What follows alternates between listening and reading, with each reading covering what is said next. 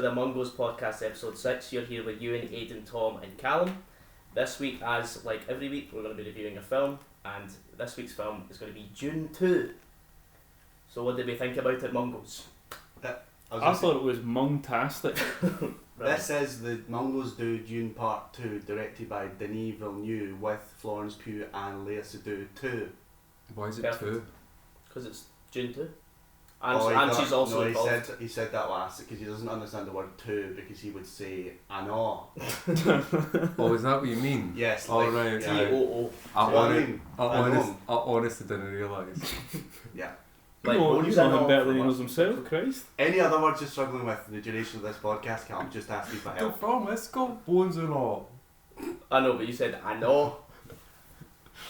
Well, we can finally speak about it after the self-imposed yes, silence. well, when did we go and see it? That was Sunday? The Mungos went non-verbal for one whole week when it came to Dune 2. Yeah. We saw it on Monday. I've got is it Monday night? Well, I had plenty of thoughts since then about Dune 2. Do you know what? Maybe By Denis instead of Villeneuve. talking about it and then doing a star rating, why don't we all go around and give it a star rating first? Interesting switch up. Thank you. My question is why? Because we might jump down somebody's throat, like if they say like 2 out of 10 or 2 I think we should wait till the end of the star rating. No, I feel like that's I'd like to know just off the start what was your star Oh, rating? well, let's let the listeners decide. why the They fuck? Oh yeah, I decided. forgot. why don't you text them and ask? Aye, brilliant. Okay, well, I think probably leave it to the end. I would prefer to leave it to the end. I'd say beginning, I think that's interesting. Okay, well, if we're going to talk about it, then I'm going to say I thought it was good. I thought it was good. Better That's than it. Part 1. You've heard the year first. That's been the Mungos. Better than Part 1. Much better. Yeah. Well, not much better, it was just better. Part 1 was literally just build up. I mean, it was visually impressive and all that, but it was. I think it was. Dune. Part 1 it served its purpose to basically as an entry ticket to Part 2. Yeah. Do you know what I mean? Yeah. You need to watch Part 1 to understand Part 2. I think Villeneuve or whatever his name is. Denis Villeneuve. Villeneuve understood Dennis. sort of or saw David Lynch's mistake in. Well, I found out this week that 1 hour was cut from the 1984 Dune, That's what we're saying. which yeah. makes Alan sense. mentioned that last week. You Oh, weren't we paying both did. attention. We both did. Yeah, there's a re-edit of it on YouTube. I haven't watched it. Well, Part 2, what it did was tie up all of the loose ends that were built up to be paid off in Yeah. Part 1, and it did it very well. It was executed well. It really was, yeah. We were edged. Yeah. Were you edged, Callum, during Dune Part 2? Why was it edged? How were you edged? Because the build up in part 1. Yeah. I don't really remember Part 1. Brilliant. That was my take. That was what I was thinking at watching the film, Dune Part 2. I was thinking, I don't fucking remember the first one of these. But I It went did to- come out in 2021, right? So Yeah, it's- and this Dune Part 2 its release date was delayed because they had a strike in Hollywood, so it was supposed to come out in November of last year. Oh, the writer's strike. I don't know if, no, not Was the it writer's the strike, 'cause it Actors was already Guild? being filmed by that point. Yeah, it was. SAG. Screen Actors Guild, right? Yeah. Yeah. Maybe it was a SAG That would AFTRA. make sense, yeah. But no, I think Part 2, in my opinion, right, I think Part 2, from, maybe it's just because I've watched the David Lynch film recently, but I definitely felt that Part 2 sort of embraced a little bit more campiness, all from the book and from the David Lynch film. It sort of started to embrace it a bit more, because I felt like it was a lot. So remember how we were talking about how the first part was very dull and very sort of Very colourless. Scandinavian. Yeah. Lack of style. no, not lack of style, but lack of colour. And I feel like Part 2 really embraces that colour a lot more. Especially because they have a lot more brighter environments, there's a lot more different sort of design cues with the sets and throughout the settings. I don't agree with that. I think it was you. I think it continued the same kind of aesthetic profile of the first. It was definitely less grey. It was in my very, opinion. both films are very minimalist. And what I really liked about Mm. this one, see I guess we can talk about it, the opening scene, that was very minimalistic way to start because you have this whole universe and the way it starts is that they're just leaning on a sand dune and then the Seydoux car like silently start dropping from the ground Yeah. and it's just in this vast expanse of nothingness desert. I really liked that, I thought that was perfect. I thought you know how they can kind of defy gravity and float. Yeah. Yeah. That we saw that in the opening scene when they were floating up. Oh yeah, they're almost going up the rock completely vertically to get the higher ground. Yeah. I thought that could have looked really stupid if not done well, but it was done very well. I'll be honest, I did actually think it looks quite stupid. I thought it looked cool. I thought it was cool. I didn't know that they would do that. I think it was just the way they had their bodies. I don't know, it kind of was this is obviously on a wire because their bodies weren't really like. No. I don't know, it didn't feel. I don't think it would have been on a wire. I don't know. Oh, it definitely was on a wire. It Mate. probably was. Yeah. Because it looked as if they were like, wee. It's not done on computers. No, it was clearly done on a wire. Well, it would have been partially done. But I think the acting to take from the wire out. the people could be done a little bit better in terms of like I don't like in terms of how to actually show them feeling the effects of going up. Because I didn't really feel that they were. I have my notes here that they were. It really just felt like they weren't sort of acting as well as they could have. That's a very particular technical gripe you have. There's a lot of very you and I particular both were technical gripes. mesmerised by the cinematic. Well, listen, my notes are a lot more setting and design and. You and I were like, guys floating, amazing. I turned to Aidan with my jaw hanging. Yeah, you went, how did he do that? And I'm like, I don't know. I'm scared. That was just the adverts. Yeah. Then we ran out and held each other in the toilets for about 20 minutes. That was when the Churchill dog started moving his head and we freaked out. Why is he so big? Yeah, I think. Sarduka is a Harkonnen. This dog. Whoa. Yeah, no, I think that the designs you were saying about the minimalist sort of style, I think did keep that. I think the way that they've definitely taken inspiration from Lynch's Dune, because you see that, and I think the actual way they were able to sort of modernise and improve on the designs was a real highlight in my opinion. I don't know, Oh, when watching Dune 1984, the one aspect of that film I thought was really good was costumes, set designs. Yeah. It just looked. It It's looked a bit very camp. sci-fi. It looked. Well, yeah, I suppose. Yeah, it was definitely a peak. Whereas peak of it. I honestly couldn't say that for this film. There was Really? one aspect of this film I thought was maybe lacking, like the Florence Pugh's sort of iron dress thing, Do they call that sort of mesh. No, you said it high and dry. Kind of haircut. Or are you talking about a costume? No, not a costume. I thought that was cool, and I liked Jessica. Rebecca Ferguson. Sorry, I don't know. Yeah, Rebecca Ferguson. How did I know we're still talking about Rebecca Ferguson? Is that, Mother- is that what- Timothy what they Chalamet's call mom? it? She looked mother. She was Mm. serving She was mother. serving mother. The high priestess or mother, whatever The it was. veil kind of headdress she had. Yeah, and the tattoos on her face. That was quite cool. But beyond that, I didn't really find the costumes or sets that great. So I was gonna say about the Harkonnen planet. That was a highlight for me. Oh yeah, and it was Just all the way in it black went. and Yeah, white. just the way it went. It was filmed in infrared. Was it? Yeah, which is See, pretty that's cool. fucking sick. That was I think that was Scary. amazingly done. that was really Pretty scary. obviously harping back to the Nazis. Well, you can't. Because all the Nazi footage is black and white. They always do that in That's like in hilarious. the one of the new Star Wars films. They had the big rally and New everyone was Order. black and New Order. No, First Order. no, one of the new trilogy. Yeah, the They First did a Order. scene. Yeah, they're called the First Order. Yeah. That's what I'm talking They about. did a big scene. They had a big concrete rallying ground. And Yeah, everyone with the big black red uniforms flag in the and red, background. And it was like, this is a bit obvious, but Yeah. I thought that was so. I was tense when they had the big fight and Fade Routh. Fade Rafa. Fade Routh. Aaron. He was having a big Oh, deal Hartman. with some drugged up Atreides captives, and they had the Yeah. sort of devilish black, like headed kind of minotaur figures in the back, The and they were helpers. guarding the Colosseum. I was tense. I was And he had scared. his gimps in his room. Yeah. Do you remember the guy that was all like leather clad? Like, this And he was little a fat gimp. He had a fat gimp. And as the butler was like flexing his oily, slick body in front of him, Give him my soul. and they're all bald, and we know bald people are evil because Yes. ugly makes you bad. I- And it's I like, do- and out. I do have that in my notes actually. I've got here all bald people are evil according to June. Mm. So Yeah, I mean, true. it must be true. I agree with that. It's funny that they had Sting play him in the David Lynch when they had Elvis play him this time. There you go. Is it? I'll take your word for it. I really liked I was talking more about the design, the parallels sort of you can see between the two films. Like the Emperor's ship, if you remember in the 1984 Dune, it was sort of on a plinth. Is this I didn't watch it last week. I Oh, didn't get me bothered. Basically, it's like Is this the spherical ship? So it was not a sphere in the original, in the 1984. In the 1984, it's more like an eye sort of shape, if you remember, and it's sort of placed on a plinth. Oh yes, no, I don't know. Yeah. Yeah. And I sort of liked how they this is way sort of modifying it, because instead of like the eye thing, it's more of like a sphere, a sort of reflective sphere that sort of, again, it's sort of, and to me it sort of shows, because in the original it was like this gold thing, right, and it's represent wealth, whereas I think the whole reflective surface of the new one is sort of a way of in a way showing how the Emperor is sort of just disconnected from all of it, because it's reflecting everything off of it. And it is also a metaphor for the great power of the Imperium, where they look out at you, but you cannot see inside. Exactly. Wow. Exactly. I was just off Did the you cuff. want me to say that again, Ewan? Did you get that? Repate. Yeah. I think that was a big thing.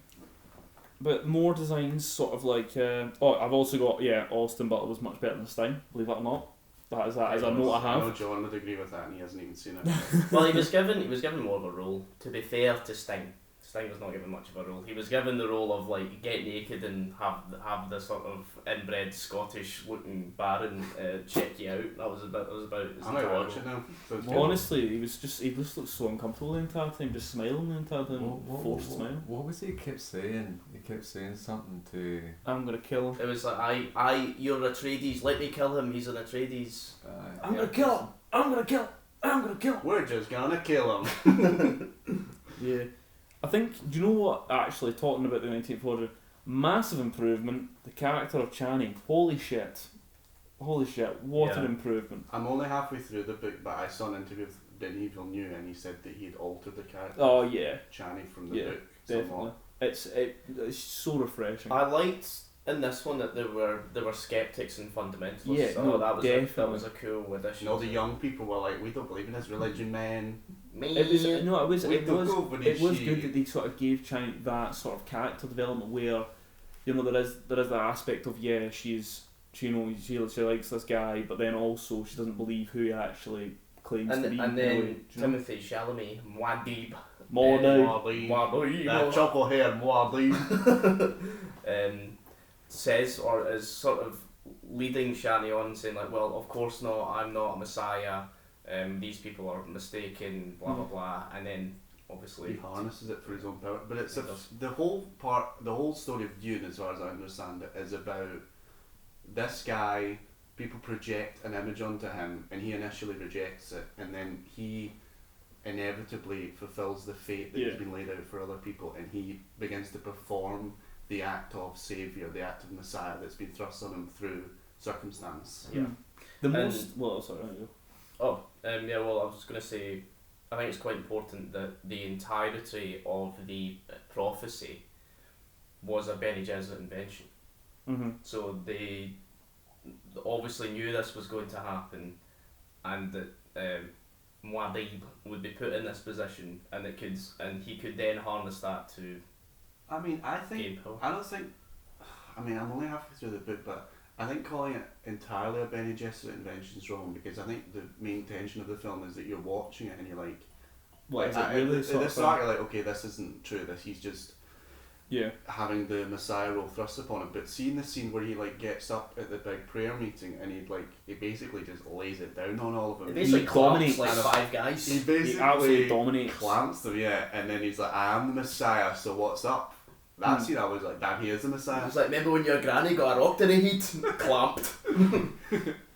Yeah, But he I had a think- wet dream last night. How did I know that if I'm not the Messiah? How did I know that? Well, there's cum marks on my trousers, mate. Good guess. But I think that's sort of, As he's written.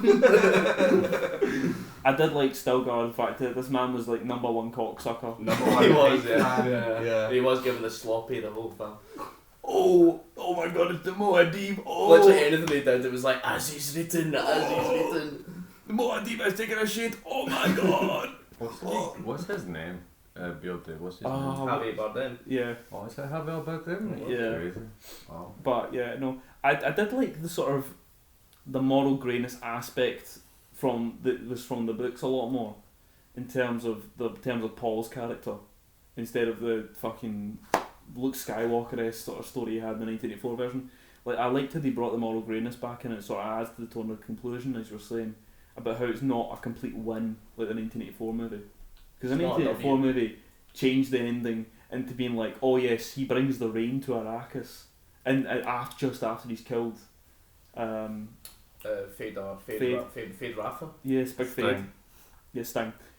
And I feel like bringing back that moral greyness to Paul's character was a big moment. I think the plot overall is a lot more intense. But that is what Dune is. I mean, Florence. that's Definitely, the whole definitely. If you read later on, It's about hero worship. yeah. yeah, essentially. if you read later on, I'm not going to spoil anything, but the moral greyness does sort of show its face. Yeah, so in the same interview with Denis Villeneuve, he talked about, as well as the Chani character being changed for the film, that he hopes people understand the message of Dune, which is that he ain't a hero, he is just somebody who has that fate thrust upon him. And he said that Frank Herbert wrote Dune Messiah, the sequel, as a kind of answer to the people who'd read the book too literally. No, Yeah, definitely. and thought he was a hero, and then he got really annoyed. Like, obviously he's not a hero. You've read it wrong. And then some people in the modern adaptation say, oh, this isn't appropriate because it's a white saviour story, which isn't the same. It's like they also think he's a hero, but they think it's bad that he's a hero. Yeah. Mhm. Whereas Frank Herbert's... It's like, yes, it is bad that he's a hero. That's the whole point. Well, Well, it's not- it's not that he it's isn't bad, a it's hero, what Frank but yes, Herbert yeah. would say, yeah. But yeah, no, I think the pacing was still a bit odd, to be honest. But I feel like, again, as we were saying last week about adaptation, I think like the book itself and the way it's written and the way the book was done, I feel like the actual story is quite hard to adapt in terms of Dune. Famously so. Well, as well Yeah. as the 84 film and this new adaptation for the silver screen, there is heretofore unmentioned 2000s TV series adaptation. And I imagine you would have to have a TV series to actually adapt it fully. Mm, Yeah. But nobody More mentions like even that. Game of Thrones type thing. Nobody mentions the TV series. I think it's probably not very good. No, probably not. But I'll have a look. I'll tell you the reviews. yeah, the pacing was still a wee bit of an issue. I think definitely the first movie was paced a bit better. But I think overall the pacing was fine. It's serviceable, but I think it could have been improved a little bit.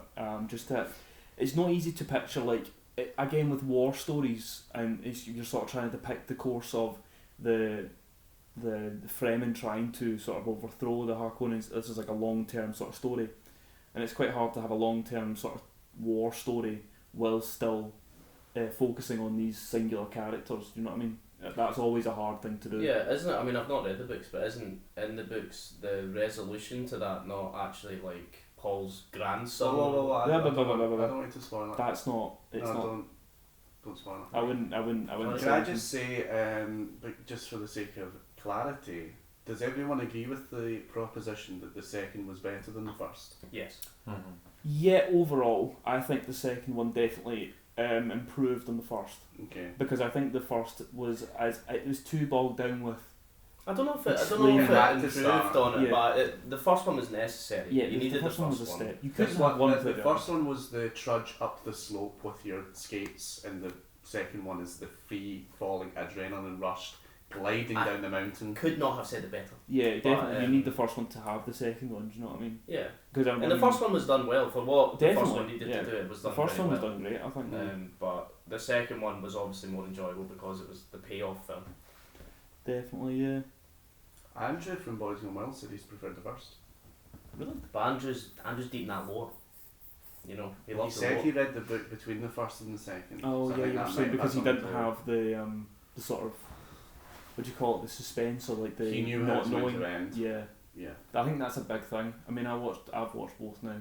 So I read the book years ago, so I kind of knew what was happening. But the actual first one itself, I think.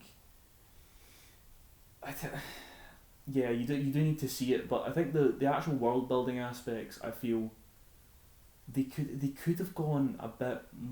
They could have explained maybe a wee bit more in the second one. I feel like they were sort of like, we've explained it in the first one, you remember it for the second one. Do you know what I mean? But I feel like they could have referenced back a bit more. Yeah, I think they were probably expecting there to be less time in between the two Yeah, films. probably. Or also people would go back to the first one and watch it beforehand. Yeah. But yeah, no, I think that's definitely it. And the plot overall, I think it was a much more intense watch. Like, there was a lot more happening. You know, it was a lot faster paced. Yeah. I think that's part of the whole how do you pace the whole thing. The sort of height of happening in the first one is when the Harkonnens and the Emperor's men kill all the Atreides. They invade Arrakeen. Undead. Definitely. I think I've got a note here about. It's interesting that they called. I remember hearing this. So they called Paul as an abomination, and that's really interesting. I'm not going to go too far into it, but it's really interesting the context. Called him an abomination? I can't remember. The head Bene Gesserit for the Emperor called him an abomination after he used the voice on him. He There went, you go. Silence! So I think that's really interesting. What's When in the clamped. context? You have been clamped. In the context of Dune, like overall. She for all sat the her series? Bene Gesserit ass down and listened. Sorry, Tom, go on. Exactly.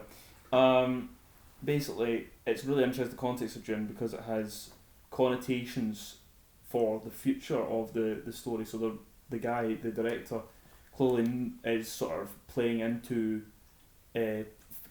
what I think is he's hinting as future story points. I don't Can know you if tell us why those words were so present without So- spoiling it? Well, we know that he's a Harkonnen. Well, kind of, yes. So he has Yes. Harkonnen blood in him. He's got Granda Harkonnen. Yes. Basically, it's about his. So I don't know if Oh, his maternal grandfather's bald. Come to think of it in that sense. yeah. Not The, that. Yeah, how- the twink death Not- is about to happen. That was the foreboding. That's the question, but see all the Harkonnens all baldy bastards, right? Well, yeah, What? in this film, yeah. Why are they baldy bastards but Timothy Chalamet's got all his hair? Just watch. His dad. Timothy Chalamet was on some sort of twink jihad in that film, but he will soon turn into the gammon I eventually. assume that they'd shaved because they don't have eyebrows either. So it's not clear. It's clearly not the male pattern baldness that we know from Earth. Maybe it's a sort of cultural thing like that. Harkonnen baldness. That's having your shit on in their culture. Yeah. I mean, Yeah. they clearly they like their I need harsh to move shapes. They like their contrasting shapes. So maybe that's the case, is they don't like the sort of unclear sort of hair sort of system that we have as Hair humans. system that Hair we have. systems. Like I because love my hair system. yeah, if you look at hair, it's very sort of it's very you know it's Oh, really? in It's any very case anarchic. wispy. Yeah. It's Well, we not, don't it's grow not, our toenails out and our fingernails, and that's basically the same stuff. And we Ever also- thought of that? we yes, also but cut you. our hair. What I'm saying is there's no Some bold people have long lines. fingernails. There's no bold lines. Yeah, I'll do it in a moment. There's no bold lines. Interestingly between- enough, musicians don't cut their nails and also don't shave their head. They let both grow. Sorry, what musician doesn't What? fucking In the cut their 70s. nails? Guitarists Guitarists don't cut don't, to be the nails on their right hand so they can pluck the strings better. Well, And they also some don't people- cut their hair so that they can pluck something else a wee bit better. Right. Fantastic. Anyway, Tom, as you were saying, Yeah. If you look at the design of the Harkonnen homeworld, Gary Prime, right? Yeah.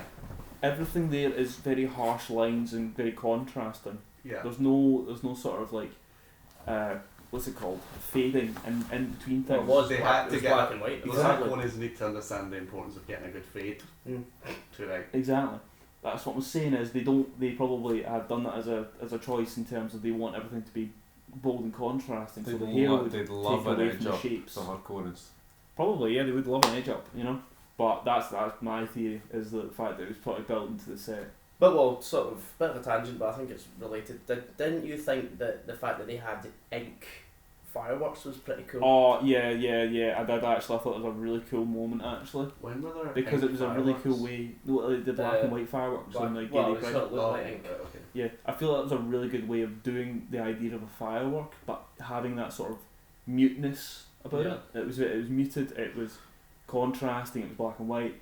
And I feel like instead of having the explosion, it was sort of like this weird ink blot in the sky. That was like. I read that the reason they've done that as well is because the Harkonnens and their home planet, the radiation is so bad that their vision is impaired. Is that where they're bald? Maybe also why they're bald and Yeah. white. The radiation is so bad that their vision's impaired, and actually when they go to Dune, That's why they have the shields. that's why they have the shields, because Face they can't. It's too much for them, and that's why when they're on the helicopter as well, the guy with his shield off pukes because the light's too much for him. Ah, little Easter egg there. There you go for the listeners. What do you mean it was filmed in infrared? How does that work? The cameras were infrared.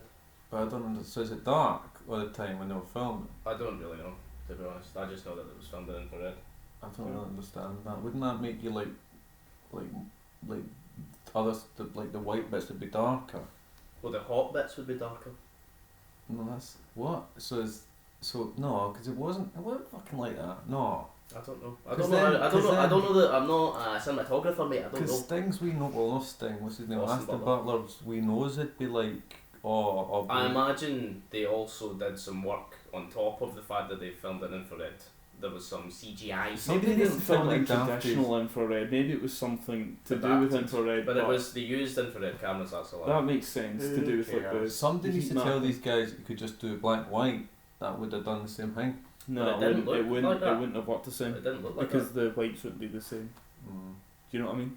I thought it looked pretty good. So I think I and I liked it. trust these I guys. think it better was than one of my favourite parts of the film was the Harkonnen homeworld. And that was tense. I mean, I was. That like, was. I I had was. sweaty. I wiped my palm on my leg. you. Yeah, actually, when you had your hand on my leg, I actually noticed that you were sweating up a little bit. I thought that was you. I thought it was you who was wet, not me. We thought the middle of my thigh was wet. I thought you were just a long John. Really just a long boy. You were mistaken. Wrong. But as I was saying about Paul being an abomination, to end that thought, basically it's interesting because I'll cut it out if you think it's too spoilery, but it has connotations of. Well, do you know how in the film? Well, don't ruin it for me. I don't want to. All right, I don't ruin won't say anything too about. But do you It's remember? like it's like you ever seen? Don't ruin it. No, I'm not ruining it. You know, you ever read Equal Rights? No. Like Terry Pratchett. Well, it's like there's girl magic and there's boy magic. Oh, like fucking. What do you call it? Part of time or I something. don't fucking know. No, it's like there's wizards and it's just a joke. But anyway, it's like it's girl magic. And he's using the girl magic. It's no right, man. It keeps him out. That's the fact. Well, he drank the water of life, and only women can drink the water of life This because is they the- can handle the suffering of generations and men cannot. What's it called? The Kwisatz Haderach. Aye. He's the Kwisatz Haderach. Indeed, yes. He is the. He what is is the just male a Bene male- Gesserit. yeah. Yeah. Which is interesting, and that's the Yes, thing is. because the Bene Gesserit, when they have the eau de vie, they can see back past generations. But they said there's one aspect of the historical psychology that they can't see into, which is the male line, and they think that the Kwisatz Haderach will be able to see both lines of history, and he will be the ultimate one. And his name shall be Timothée Chalamet. Fucking my dude. Unbelievable. My dude. But yeah, no. I'll cover your ears, Aidan. So. No, so I don't. that's I'm reading. I'm halfway through the first book now. I don't want it to be ruined. Go cover your ears then. Well, you don't have to. I don't think anyone cares. Alright. Fair enough. Well, I'll go into something I thought was quite interesting. And that's I don't know, I'll leave it to the end if you guys have any other notes about the film itself. Well, I imagine at some point we'll be getting into doing Austin Butler impressions, so I'll leave that to when we naturally do it. Let me see what I'm saying. I liked Lea Seydoux' appearance. Yeah. I thought she was done very well. Oh, I'm What sure do you- Callum What do did. you mean by that? I liked when she said, That's a Balenciaga dress she was wearing. Because the costume designer said her dress was inspired by the Balenciaga catwalks of the 1930s. interesting. Yeah. No, I like the fact that Fade Ratha was like the way that they could manipulate him was purely sexual, and they went, well, let's drop Lea Seydoux in there. Then This they, is where Lea Seydoux comes in. I reckon they wrote a nude scene. And they thought, who will do a nude scene? No, I think Villeneuve, or whatever the guy's name is, It's not that hard, it's Villeneuve. Denis Villeneuve. I think he Like probably Dennis. knows Lea Seydoux' representation, or reputation even, of basically being used in every single film that she's in, and he thought, I'm going to do it differently. I'm going to make her have sex to have a baby, but you won't see nothing. I also thought it was quite funny when she said, put your right hand in the box, and it was just... I did find that quite Yeah, funny as that's well. pretty funny. I think I leaned he over and knew. looked at Yeah. Callum for that. I think no, that's actually interesting because it does actually like showing that they're framing. I liked how it was sort of framing him as like, oh yeah. I was just We thinking warmed how up funny on the that. next thing I'm going to say is going to be. But carry on. I liked how they sort of framed it as the parallel to the Muad'Dib. Do you know what I mean? Yeah, I mean, it really was. The What did framing. I think the way they framed it also the same box from the original film, Alright, the yeah. part one.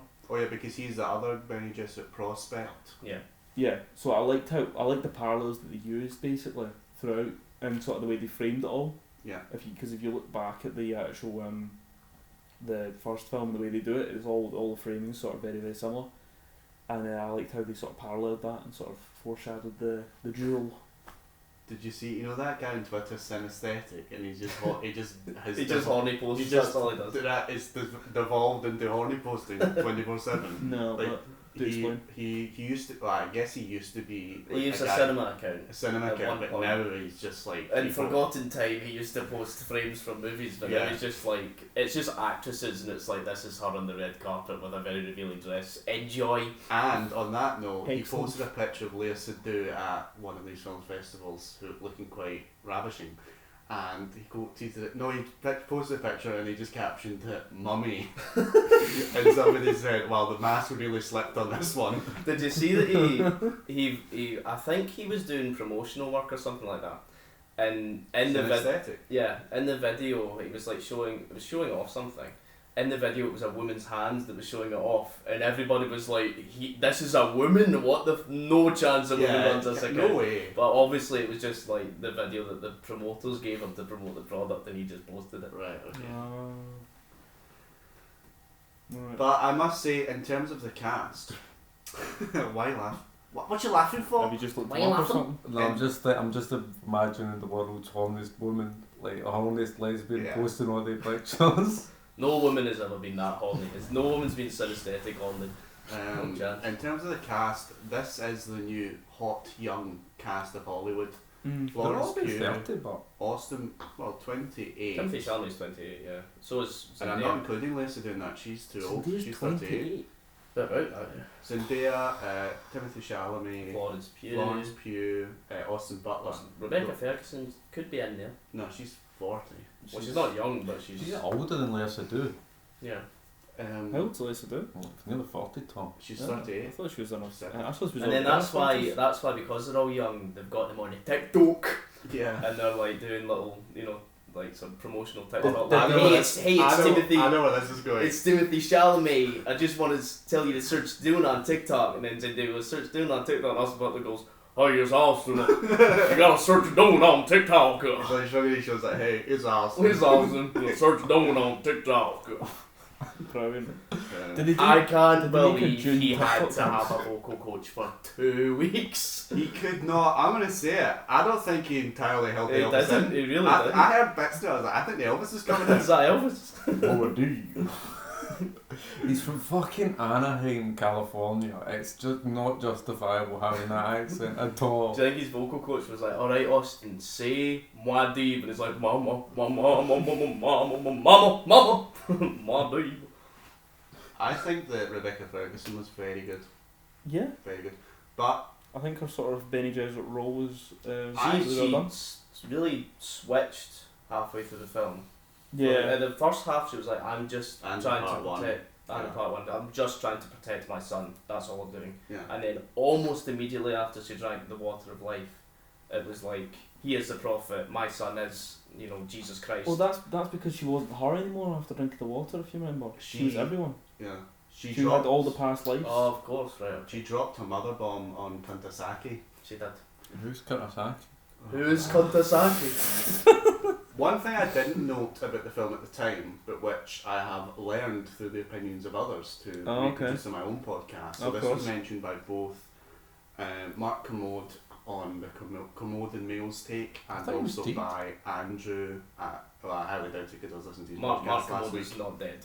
Yeah. He's very much He alive. certainly was alive by the time Dune Part 2 came out because I listened to his I review. mean, I thought he died. And also Andrew from Boys Gone Wild said the same thing, and I thought, yeah, I'm surprised I didn't notice that. Christopher Walken really is like Nothing. nothing, Yeah. and also he is just, oh, it's Christopher Walken. Like, as soon as he comes out, oh, it's Christopher Walken, and he doesn't even do a voice, he just sounds like Christopher Walken. I don't think Christopher Walken physically can do a voice. No. He's like Arnold or whatever. He That's decided so at weird. 11 Yeah, to do that one he is voice. himself. Yeah. No, but it's right. I thought I agree with that. Come to think of it, like he was he was the, lacuna of a character. He was just not there. It wasn't playing. I mean, I understand in the book even that the emperor is not. He's basically a placeholder. Spoiler alert for when Paul takes over. Yeah. But he was just nothing. It was just, there's Christopher Walken, and then he shows up, and Andrew and Boys Get Wild was like, he's like the Joe Biden of the Dune universe. He like shows up, and then he's like, oh fuck, we lost. And he's like shuffles off screen. He and the whole actually time is, he's like, what's going on? Like, why are we losing? Joe Biden is the best comparison actually. So That's- yes, that's Christopher, great, yeah. the Emperor's like the Joe Biden of the Dune He universe. really is. But Yeah. they should have really gotten either an unknown or somebody who was going to put on a show. Yeah, I think it was interesting that they got all the. It's very A-listers. It's not like Star Wars. It's not like, you know, if you're. It's interesting they got all these massive casts. The only You don't. Hollywood doesn't do that anymore, really. No. they did it with Daisy Ridley in Star Wars. Yeah, most of the new Star Wars cast was put in. All of the new, they were Yeah. all like they were going to be the young hot things. I mean, look at Oscar Yeah, Isaac, they who did. was in the first part of Dune. He They was became new old for Star cold Wars. things. His career's exploded now, but he was new when Star Wars came Who out. was yeah. Oscar Isaac in the first one? Leto. Yeah, he was Leto in the Atreides. first Dune. Was it? Yeah, Mhm. Oh, but then he was also Moon Knight in Marvel, and then before that for his Who first big saw thing. Moon Knight? Well, not everyone. It was I think it was a I Disney like Plus TV show, but program. yes. But what I'm saying is that his career exploded after Star Wars. But when Star Wars first came out, he was a nobody. Did anyone know who Rebecca Ferguson was before Dune? Because I didn't. I didn't. Yeah, in she was fairness. in. Mission Mission Impossible, Impossible. but who watches Mission Impossible apart from like 14-year-old kids? Mission I've not Impossible seen one's them. good. That is One. it. Ghost. Is that Ghost Patrol? No, the first one. I've Mission seen Ghost Impossible. Is it? I mean, Ghost Protocol. Yeah, Right. I've seen Ghost Protocol. So that's where I know her from. I didn't know her before the Dune films. And Nor I think did she's I. great. I But think she's I'm very a good I'm in a this. I'm a Philistine. I don't know these things. It's so. weird that she only. I mean, I'm sure she probably has done like art house or like sort of semi-stylistic. I'm sure cinema, every actor has. but I've not seen any of it. So I don't think she is. I think that's the point. She was in a Swedish soap opera called Nya till där before she made it into film. And in film, she's mostly known for being in Mission Impossible. No offense to people who like that, but it's basically just like a by the numbers film that they churn out one It's every like year. Fast and Furious. Yeah, it's Some not. of them are quite good. They're better than that, I reckon. They're pretty good, some of them. The new one was interesting actually I've heard the new one's because gonna be really it's good. I'll see it gives me a sort of Luddite, sort of neo-Luddite pride. We're reviewing Dune, not Mission Impossible. I know. I'm just saying as an aside, As a side hustle. as an aside note, the new Mission Impossible is interesting. Watch this space anyway. If Any you other got Well, I performances think- of note? Timothy is very good. again the Timothy. Muad'Dib dick sucker himself. Was he suck coke? What? Did you Yeah. not watch the film? Javier Bardem. Oh, Javier Bardem, right, aye. He was. I don't think his performance was exactly standing. I out. think it was funny. The way was he funny. The way, acted yeah, was the way funny. that he got His laughs out comedic of timing Dune was is good. something because the book is not funny. No. I think And his it's generally comedic laugh timing out was loud moment amazing. in the film. What the as he's written. No, he's like, the Muad'Dib is too modest because of the Muad'Dib. Just as written. I That's got a funny. laugh at me. He really did. It was really good actually. I felt That and put your right hand in the box got a laugh at me. yeah, no, I And think, just I think he was generally good. Austin Butler Um, through the whole film. Yeah, no, I think. Nah, he's good. He's good. He's scary. I think people really Zendaya are was good. overdoing his performance. I don't think it was that great. Yeah, no, Are I don't people think he was hyping him the up? So much. Yeah, no, Everyone's definitely. like, this is the greatest film performance in 40 years or Well, whatever. Austin Not Butler. Yeah, Yeah. it's like, not really. I mean, he also- did his job. I wouldn't say much I beyond think that. Dave Bautista was good, but he was good as I the fucking incompetent villain. hate Dave Bautista. What's wrong with him? He's such an arsehole. Like, Like, he's he's, in real life. yeah, it's like, have you ever seen an interview with him? And he's talking about, like, yeah, I'm not one of these, like, wrestling actors, like, I'm a real actor. It's like, you were in Guardians of the Galaxy, you fucking twat. You're not a real actor. You're not De Niro. His bro. job in that film was to be bald, be big, and scream at people, and he did it pretty well. Check. And I be would think- incompetent. He was really good at being incompetent. Yeah, he had Yeah. to kiss Austin Butler's feet. Raban, yeah, it's Raban, isn't it? It was Raban. Did he It's get Raban. killed Yeah. in that? Yes. Yeah. You Yes, watched it the was- film. By Josh Brolin. You're supposed to be telling the listeners what happened, Goodness. not asking us. Josh Brolin kills I him know who Josh Brolin as revenge for the Atreides Yeah, attack. because in the first film, actually another parallel with the first film is on the staircase, because it's that staircase that they see the Harkonnen marching up, and then in the second film it's Gurney marching up it, which is Who? interesting. What? Who? Much of it? Josh Brolin's character. Oh right, sorry. No. Who in the books, because I've actually read half the book, so I actually can talk about the book, not just the film. In the book, he's a poet warrior, and he's constantly reciting verse and singing songs, and he's. Is that why he was playing a guitar? Yeah, But yeah. it's barely mentioned. He has it on the Thopter. He's playing a bit, but they should have lent into that. And Josh Brolin, I don't see him and think poet warrior.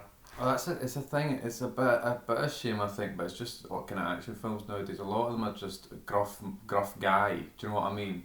Like all the goodies of, at various stages were just gruff, scary guy, tough guy. You know what I mean? That's funny though, because isn't it true that Josh Brolin on the set of Dune 2 was running around playing guitar and citing verse?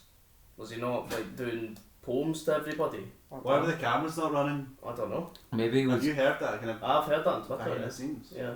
I think they must have cut some stuff because they had I forget the actor's name, but they had the Mentat guy doing loads of Aidan in the first one. Yeah. And Adding. Yeah, I noticed that there was like no mentats in the second one. Yeah, they've totally No, cut. they had the bald Harkonnen Mentat. Yeah, there was loads of mentats right in the war room doing all the calculations. There's this Oh, very, but yeah, but there's no speaking part. there's a very specific Mentat who's in the book who's quite important. Who they've cut. Are you talking about the Fear Howard? Is that his name? No, not the one No, he for was Arrakis. Not the one for the Atreides. Atreides. The one for Harkonnen. Yeah. Because he's meant to be corrupted and evil and stuff. Yes. And self-serving. What's his name? Fuck knows, but But he's cut like him. he's actually quite a cool character because he's just the Baron Harkonnen is like, we need to get rid of this guy. Yeah. No, he's like, we need to kill him. He's so annoying, and he comes in he's like, what's up, dickhead? And he's like, he's just slinging his shit. He's like, you need me, you can't even kill me. And he like makes fun of the Baron Harkonnen. He's like, Vladimir Harkonnen is like, man. Being in that position because that Aidan is crazy. Yeah, because he's like, I'm a good analytic.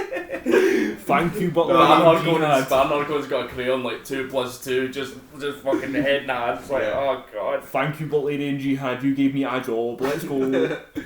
Nah, I did like that in the book, but they don't. The Harkonnen Mentat is just a bald sycophant in the film. Well, I think that was a sort of missed opportunity to have more of those guys in. And That's the boy maths. No, the boy magic. They got rid of the boy magic, Tom. Are you talking about this Terry Pratchett bullshit again? No, they've got rid of the boy magic. Terry Pratchett. If you mention this Terry Pratchett bullshit one more time, guy made Discworld. His Terry. Do you know Discworld? Discworld. Discworld. You never read Discworld. Terry Pratchett? Really? How you That Is is he know a surprising. music critic? No, the writer. you guys missed that, but that was gold. No, I don't know who Terry Pratchett is.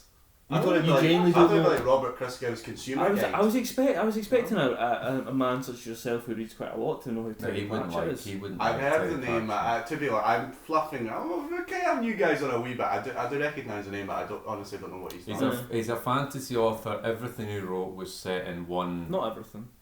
Vast majority of it was Yeah, set in most one planet called, well, not really planet. It was Yeah. a disc called the Discworld, and all his characters are the same basically Right. throughout the whole of his life. Hmm. He wrote about 30 books set. One of them's called Equal Rights, about boy magic and girl magic. Girl Can dinner. you, what's the difference?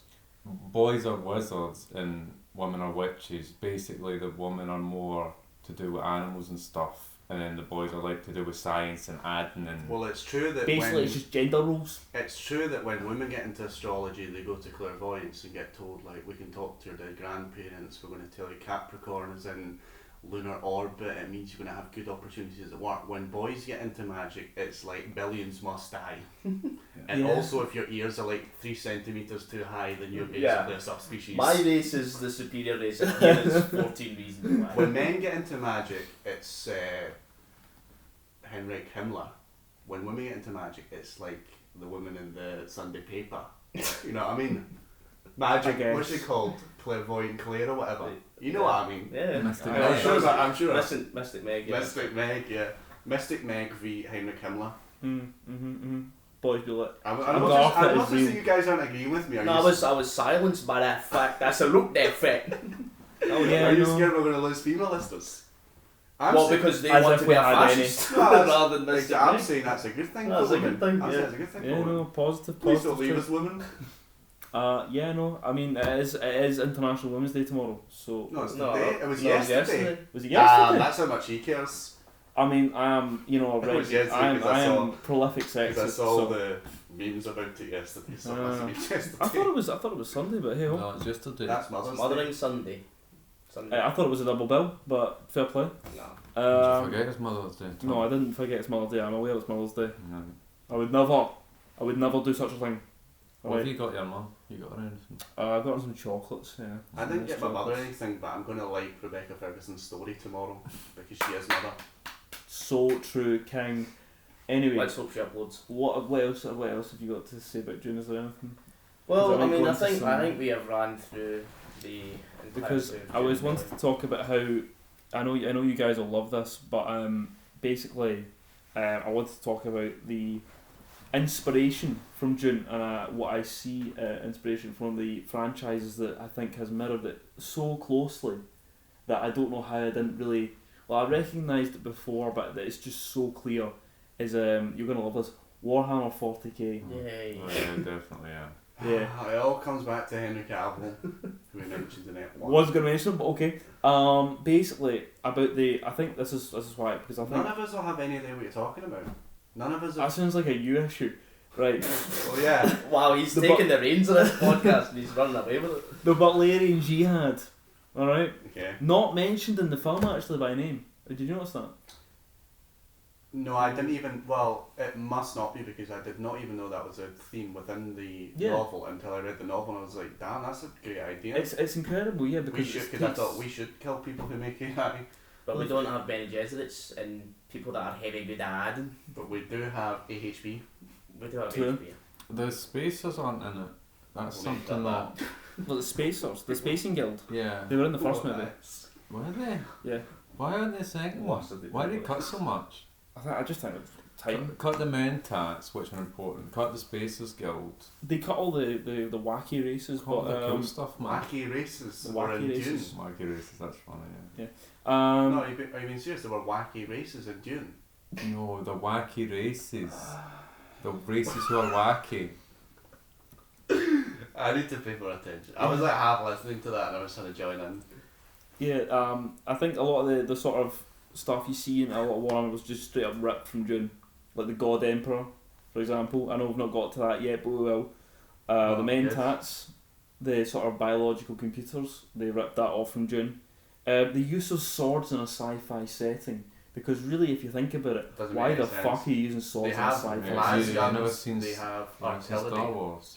Well, that's lightsabers, mate. That's not the same. We're talking swords. Well, no wonder they use swords in Star Wars, because anytime one of the clones actually fire a weapon, it never lands wherever they want it to No, but land. it's also the fact that it's like a heated beam saber. It's not like just a sword. Because remember in Dune they were just swords and knives, and they had to come up with some shield technology, right? But in Warhammer it's a very similar thing. Why the fuck are they using swords in a hyper sci-fi setting? Because But- it's about the age of chivalry. That's what Edmund Burke said. The age of chivalry is gone and the age of calculators has succeeded forever. Yeah. That could have been about the Mentats. But maybe. I think that whole idea of the Butlerian Jihad and sort of the demonisation of artificial intelligence is really interesting, especially in comparison between the two, because I feel like with a lot of sci-fi settings, the restriction of AI is very, as a restriction in a lot of cases, because it's like a lot of AI can do anything in this in sci-fi setting, but when you remove that and you have to use the human element, I think that's a lot more interesting. I think that's why that's one of the reasons 40k is so popular. I think is because of that, using the sort of Dune narrative, and it's June. the Dune narrative, but also the Guild Navigators as well. They're also just straight out ripped from Dune. Yeah, no mention of the Space Guild. And the second one, yeah. Who are basically just spice heads. Although that are what really actually- good at adding. Although one, how do you know that if you've not read the book? I've read some material on Dune for this podcast. He watched a YouTube video. Well, one complaint I had about the novel's adaptation, given I've read half the novel, so I don't know if it becomes apparent later on. The Sardaukar in the film are not scary. I mean, Yeah, they're built in the book as like these are the Emperor's fighting force. These are the ultimate. They're warriors. built in the first movie, is that? Do you remember in the first movie where they had that whole The scene? throat singing. Yeah, exactly. Do you That remember that whole was scene? pretty good. That was scary. They And the guy was didn't doing look like well. disco moves, like wow, singing it. And they're all just standing in the rain, like great man, I love this. I mean the point is they're meant to be It's working. they're meant to be like the Freeman, I think, because they grow up in a hellish planet Fremen. basically. Yeah, whatever. But yeah, they're not even in the film till you called Harkonnens the Sardaukar guys. They weren't. No, at the beginning of Dune Part 2, the people who land in the sand dune are Sardaukar. No, They're Harkonnen. No, No, they're they They are Harkonnen, and They're fully but, black. but in the beginning of Dune Part 2, we do hear the throat singing of the Sardaukar. Yeah, it's like they're at the end, and they're like. No, I'm sure They're getting killed by the They're ones at the end. Sardaukar, I'm sure. Yeah, No. and they're like Because they're fully black and they have the Yeah, for the Harkonnen visors and visor. all that. And they're speaking Harkonnens. Gates. the guy at the very end looking hard. At the end, the actor, I don't know who he is, but he doesn't have any speaking role other than looking fucking scary at the camera. He goes dead quick. Do you know what I'm talking about? No. No. The guy at the very end is like defend the emperor, or whatever, and he's looking fucking tough. He's like intense look on the guy. But Do you mean when Paul, Paul comes through to kill the emperor, yeah. Baron? The Mulwardib. Yeah. One- The Harkonnens are more scary than the Sardaukar. Yeah. Yeah. Definitely. Yeah. But the Which they really Harkonnens are shouldn't supposed to be in the book. The Fremen are like, oh, Harkonnen, they're they're just a waste of The wee space. bams. But the Sardaukar, they can put up an alright fight. I'd much rather fight. Well, the Emperor's warriors. Well, I've I think not. would be the If best I of was the watching that film, I think I'd rather take on the Sardaukar than Dave Bautista with a bald best. head. Dave Bautista's a shite one as well. Yeah. Austin Butler I just pissed myself laughing at him. I think they took. I know what happens to. They obviously intend to do a lot of stuff they never did. That I didn't. They're going to make a third Third film. one, yeah. Yeah, but they Adaptation won't. of Dune Messiah, and Leia Seydoux, you'll be lucky. Are they gonna combine it though? though? Because there's 3 Dune books, so are they gonna combine it with God Emperor Dune, or are they Fucking gonna six stick of to them. There's I like think- 9 Dune I books. think no, but 3 main ones? Denis Villeneuve has said he's going to adapt Messiah into a film, and then after that he has plans for a TV series For God Emperor? for the remaining novels, I imagine. Yeah, I weird. don't know. It'd be weird to do. That is weird. If they do, it'd be weird if they did Messiah and not God Emperor, because they're sort of like intertwined. I thought it was really sweet. This is again a bit of a tangent, sorry, but I thought it was really sweet that Hans Zimmer was offered the role of Oppenheimer, but he turned it down. Sorry? Offered, sorry, not the role of Oppenheimer. Was offered to the screen. Right. Score. The score for Oppenheimer, but he turned it down because he loved Dune so much as a child. Like even the possibility of him doing the Dune score is like it's so exciting for him, and he ended up being able And to he do did have it was a very good it. score. It was a good score. Yeah, it was good. All that kind of mechanical sounds. Yeah. Yeah. I was thinking about what Jodorowsky would think of it, and I reckon he'd hate it.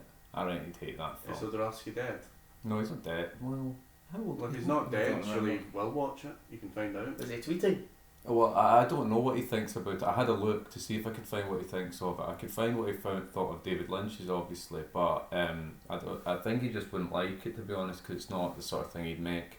So I don't think he'll. But the sort of thing he'd make would never get made. Yeah, but he makes films. He makes like. To be fair, the actual scale of this film compared to what he was gonna make, like it's not bad. And they've got it's bloody not far off. star-studded cast. Yeah, it's not the far face off. cards No, I know, of they this could- cast. I is- imagine Could have been have- a lot more colourful. It's I not imagine it would have a Never similar Declines. budget. Well, Yeah.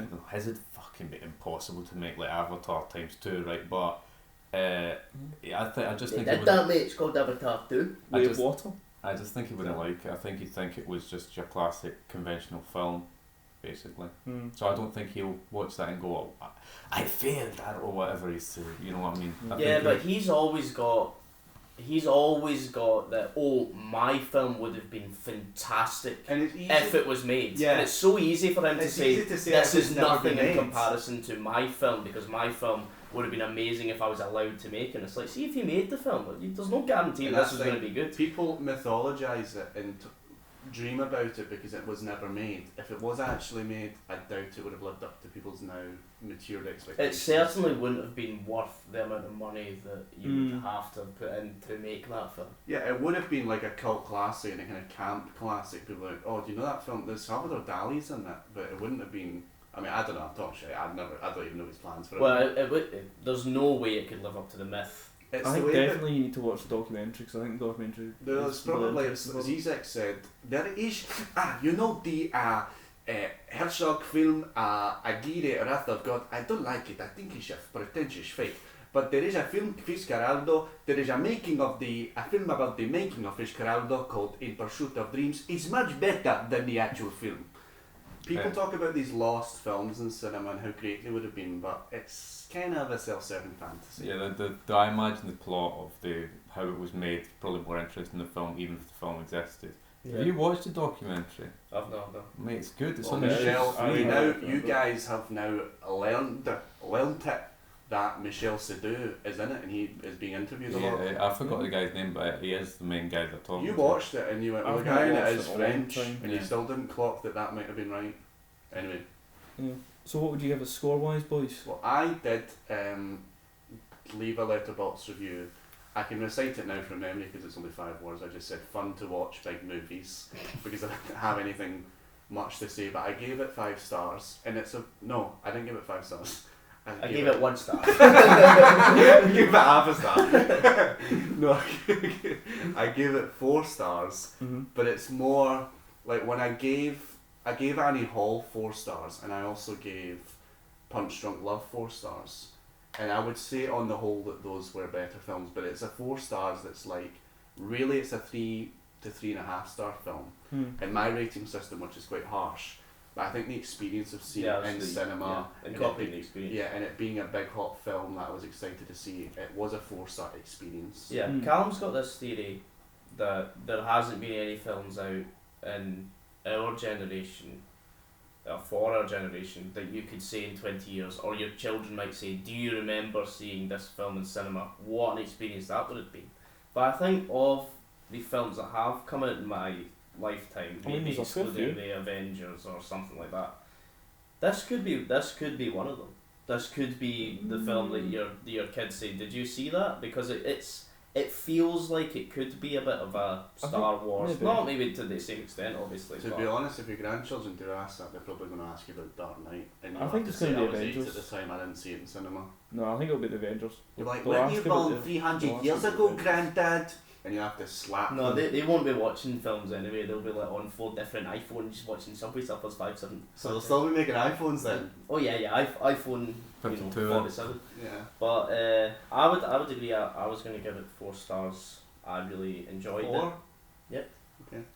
I really enjoyed it. I thought it was, as you said, like a Well, really what- good experience to have in the cinema. Without, like, Avatar's a good cinema experience, but there's fuck all plot in Avatar. But this actually had some interesting plot. Avatar Well, was that's a plot. novelty gimmick because it was the first film to be basically made for 3D, right? Yeah. What would you have given part 1 then? See, 3. that leads into mine. I would have given it Yeah, 3. I would have said 3 to 3.5. Yeah. But Because it was still good, but it was again a lot of build up. And there was 20 minutes at the end that were really exciting. You kind of felt like you were left hanging a little bit. Well, I prefer world building to fight scenes anyway. But this Then was why? just Then why did you prefer the second part? because the scene where Timothy stands up and the whole film has been riding on this moment. Will he accept that he will be the materialization of this prophecy? And the whole film has been denying, saying, "I'm not the Messiah." The Fasi Al Gaib or something. The Lassine Al-Ghaib, and he stands up and he's like, you know what, Malfoz, I am Lassine Al-Ghaib, and he basically just puts everyone down in front of the big audience. That was like, wow. That was, I was watching like, yes, I want him to be the Lassine Al-Ghaib, this is great. That was the pinnacle of the film for me, where it was just this turning point where he accepts that he's the Messiah. And the whole, I can only speak for myself, but I imagine the whole audience in that moment, it's like, hell yeah, he is the Messiah. Yeah. Yeah, I mean that's the payoff. That's the big payoff. isn't Yeah. it? Yeah. But that's not a fight scene. No, So That's it's a what's great your work rating of then? character work. Oh yeah, 4 stars. 4 Mine is stars? 4 stars. I think mine is right. So here's the thing. I think on its own, the film is a 3.5 to me out of 5. Mhm. But if you include the first film in it as a 2-barrel film, No, you don't have to do that. We review them separately. no. But what I'm saying is, I think it's you need to have the first film there because without the first film, the second film is basically meaningless, right? Because you've got no idea what's going on. So, I feel like if you have the two of them together, I would honestly give that a 4.5 plus. I would say between Nine. not a 5-star. You but would give the what would you call it? Combined. Yeah, Score. The diptych, the Gestalt the score. duology. You would give that 4.5 plus. Yes. Yes, but what would you review part 2 as a standalone? Honestly, 3.5 to a 4. Don't I'm you gonna have say- to do that with every sequel anyway? No. Because no. the Some function by their own. Some can function on their own. That's what I'm saying about Dune 2 is some sequels function on their own, right? But so Juice Bigelow European Gigolo Part 2, for example, a film that functions by itself. what? Nah, it's You just- couldn't watch Dune Part 2 by itself. If No, anyone's this is what I'm listening saying. Yeah. and they haven't seen Dune Part 1, don't bother. You have to watch the first one Yeah, first. you need It's- the if you haven't first read one. the book, I mean, if you'd walked in off the street Mm. and you hadn't even watched Part 1 and never read the book, you wouldn't. If you you wouldn't no follow prior it. media knowledge, you would have. Yeah, that's what I'm saying. Is you need part 1 to basically review part 2 properly. You need to see part 1. Yeah, Because without well, seeing part with 1, my 4-star review, Yeah. that's obviously the case. yeah, I have seen Part 1. like The without reason part I 1, enjoyed it it's so shite. much is because I saw Part 1. Yeah, without part 1, it's dog shit. With part 1, it's not dog shit. It's well made, but it's like it means nothing. It's the whole thing is meaningless without part 1. So like with part 1, it's like it's probably I give it a 4.7. But if it's not what. No, just because they're so close to 5, but you won't be at It's- 5. I think no, but the thing is, right. Reviewers are slapping their best. It was When the will Tom pacing. give a 5 stars? It was the pacing. 4.7. It was the pacing again, and I feel like there was too many missed opportunities. And I feel Give us the figure. 4.7? No, that's for both. Give It's us the figure. 4.7.3. 4.7. I'm gonna give it I'd give it like a 5.7.5.3. That was I would give. I would give it a 4. what the Mm. two together or what? Shut No, up. you're only You're giving it a 4. 0.7 of a difference. Maybe a 3.8. Right, okay, Callum. I'm gonna say a 3.8. I think I'm going to be more harsh on it. I think there's a lot of spectacle on it. I think you're saying the soundtrack's good, but there's a lot of films with that kind of soundtrack, that kind of singing What's soundtrack. called Hans Zimmer? Yeah, Singing Hans Zimmer. soundtrack. So there's no singing in it. Yes, there is. Yeah. You know, There is kind singing. There is vocal orchestration. There is not singing. Well, what the fuck's that? Anyway, but there's a lot of films like that. There's a lot of films. It reminds me a lot. You know that Mad Max Fury Road. I like That was good. That is a I good really film, liked but it Fury reminds Road. me of that in ways. Well, because it's also set in In a a desert. In sand. the desert with wee baldy guys, aye. Yeah. Wee baldy emaciate looking guys. Freaks. And they've gone away with technology. Yeah. True. I did really like Mad Max. We should watch that at some point. Mad We're Max. There's a new reviewing one. Dune, not So- Mad Max. Can you give a star rating? I think I'm going to give it a 6. A 6, yeah, good. I'm gonna be I'm going to be Six quite out of tough, five. so I'm going to give it 6 out of 3, 5. 3 out of 10. And I reckon it's No, out of 3 out of 5. 10? 3 out of 5, sorry. And Right. How did 3 he out of got that wrong twice? 3 out of 5, and I reckon it's because I think a lot of the see, you can besmirch David Lynch's, you know, you like his fuck shite, right? But at least that Harkonnen guy is not just grumpy villain. Like Grumpy, gruff guys, you yeah, said. grumpy gruff. Every character in that's a grumpy gruff guy except Leia At least Seydoux. in David Lynch's one, he was also a gay paedophile. Yeah, exactly. Interesting aspect. Well, that's from the book. Famous bit where he's well, there's a lot of stuff that they could probably Wait, are you put in a saying film. in the Lynch adaptation he is a gay paedophile? It's implied. But in the second one he's not.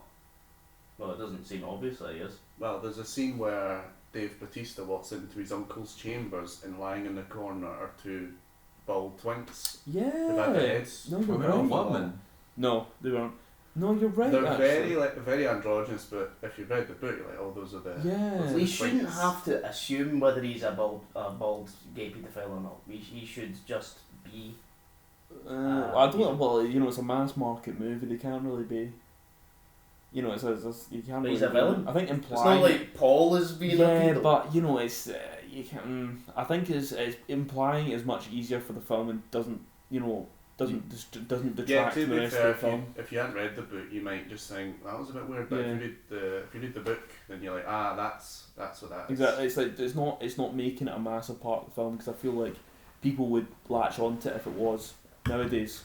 They don't make very sinister villains anymore in films. We've got news, Tom. So we do got some news. In the building. Yeah, we've got some news this week about the Willy Wonka event, the Wonky Willy. The Event Wonka situation. in Glasgow. So the guy who organised it has come out, Mr. House Illuminati himself. Good for him. Yeah, it's good. It turns out it's his silly accent.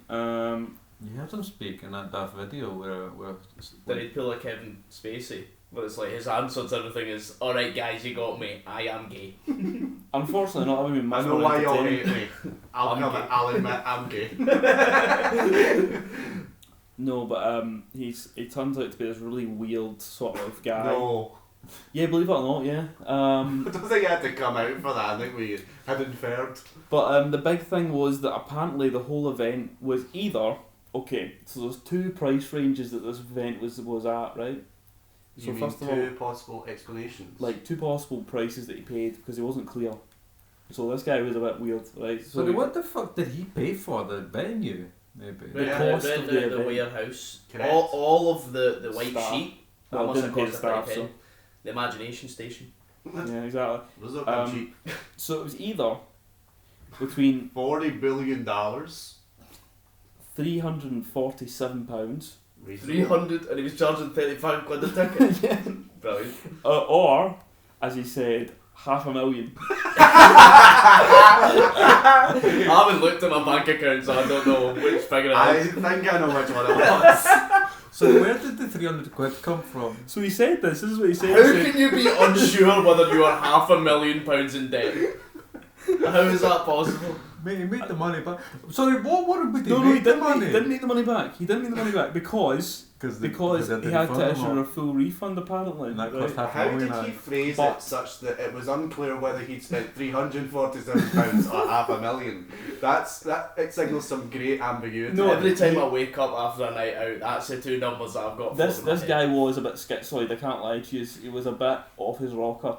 So basically what he said was, oh yeah, it's between 347 or $500,000. So is he saying it is a figure between £347 I'm thinking it's and the £500,000? That's the thing, he doesn't make it clear. He doesn't make it clear. That is what he says, and then he just sticks to it and he uploads that. It's mental. And I'd feel fucking sorry for him to spend £500,000 on that. but the thing is, right, he said also that, believe it or not, a week earlier in the same venue, they hosted the annual flatulence competition.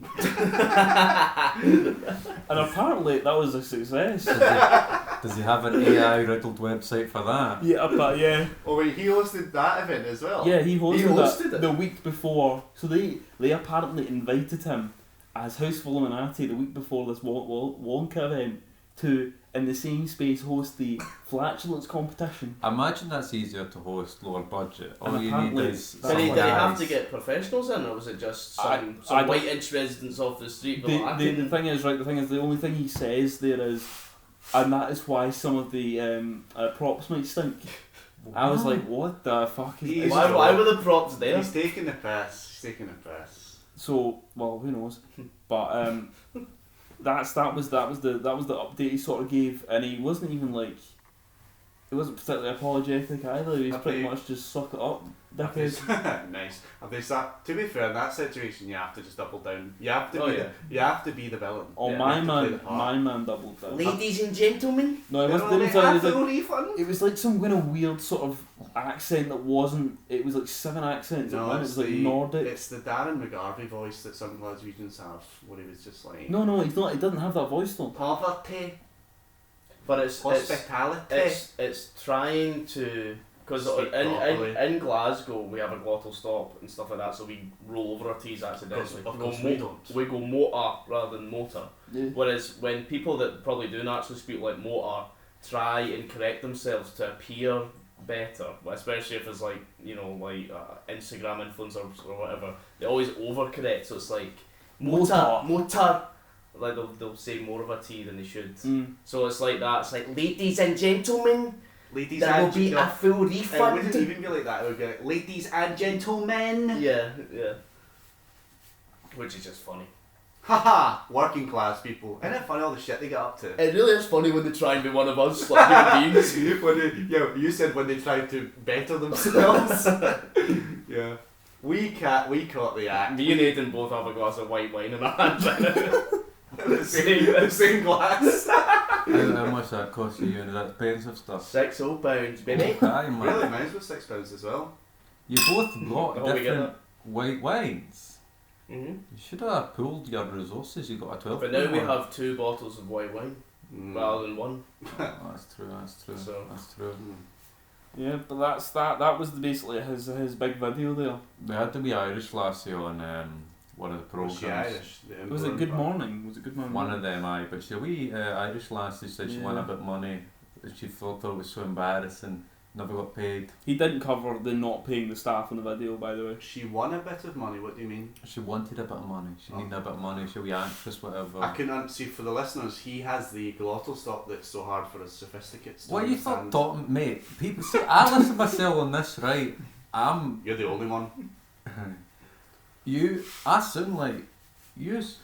What else You you No, have you said don't. No, you you have don't. said to me that you've listened to this podcast and think that you sound like you like mumble over your words. We have a weird accent. You're different to every one of us. I mumble a wee bit. I don't have a different accent. I mumble a wee bit. Yeah. So yeah, Getting the that's same voice coach you did Austin Butler. That's what I'm saying. Stop talking like Elvis. an improvement.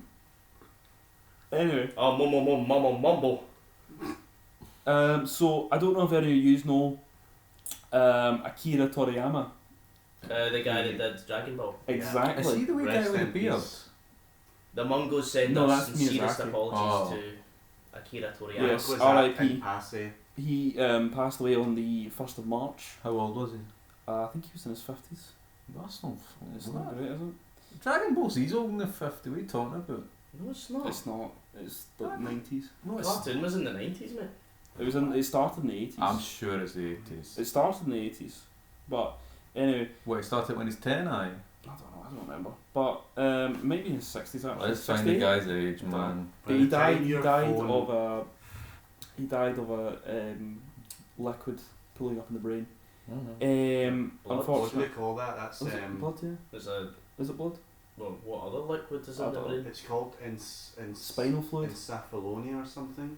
Because it could be spinal fluid as well. There's a word for it, water build up in the brain. Mm. It's called encephalonia or something. Isn't no? That's when you have a really big head Full of water. full of water. Yeah. No, Waterhead. it might be spinal. I don't know. But point is, he's passed. It's a big day for Mexico because were they all praying for his death? so no, actually the opposite. They say that anytime a Dragon Ball episode was released, Mexico's unusually quiet because the Mexican cartels, they love Dragon Ball. Here Dragon They Ball say that is a Morrissey has a massive big part. Mexican fan base. Mm. He does. Yeah. He Yeah. does. I'm on flipping this guy's wiki and the guy looks like a Mexican. Come on. That's just racist. Nice. He was one of the featured articles on Wikipedia today. I know that because I was bored in work and I was doing I thought I'll just go on Wikipedia and look up random article, and they have like the featured articles of the day, and he's one of them. He was 67 when he went. Oh, there you go. 68 actually. There's a correction for you. How did you get that wrong? You're reading it from the page. Because I read it somewhere else. It says 67 somewhere and it says 68 somewhere else. But I've worked out the date of birth.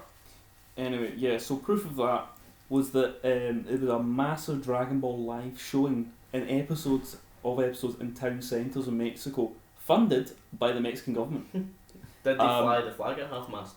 I don't actually know, but what happened was this caused tensions between Mexico and Japan because Mexico was actually pirating the episodes, which Mexico then continued to do after the The Japanese Mexican embassy. government were pirating. Yes, the Mexican government was funding live showings of Dragon Ball episodes pirated, which then with Chinese subtitles.